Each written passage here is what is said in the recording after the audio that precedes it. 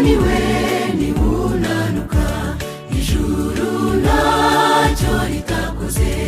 iby'agakiza kacu byashyizwe abona aho umuntu wese yabishyikira byaba iby'urambuye ibiganza byo kwizera ukabyakira ubutabera bw'Imana ntibusanera icyaha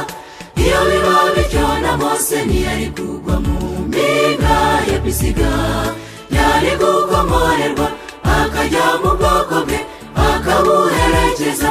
akabugeza i Kanani icyaha ni kibi ntugikinishe cyatsinze umukunzi wacu ku musaraba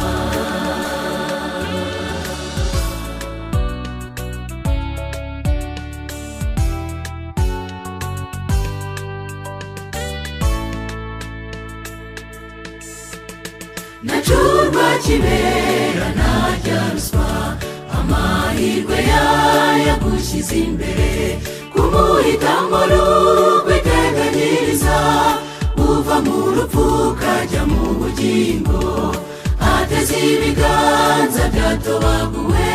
n'umwizera arakwakira ubutabera bw'Imana ntibusonera icyaha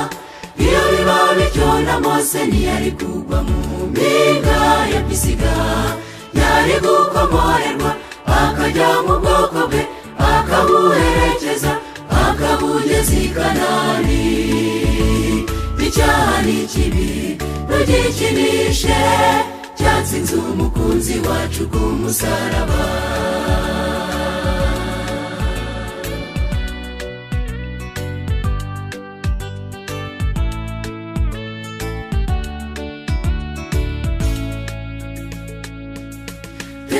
nambuze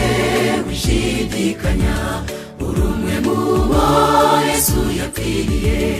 tsinda yo majwi akwiyemesha ngo waravumwe ntacyo uramira niyaza kuba ari wowe gusa uri ku isi yari kuza kugira neza kw'Imana ni kugira akagero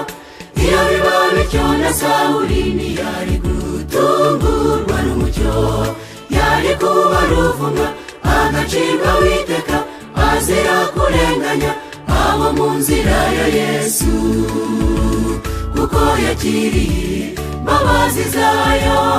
tuzabona hoberana na Sitefano kugira neza kw'Imana ni kugira akagero iyo biba bityo na Sawuli ntiyari gutungurwa n'umucyo yari kuba ruvumwa agacirwa witeka azira kurenganya abo mu nzira ya Yesu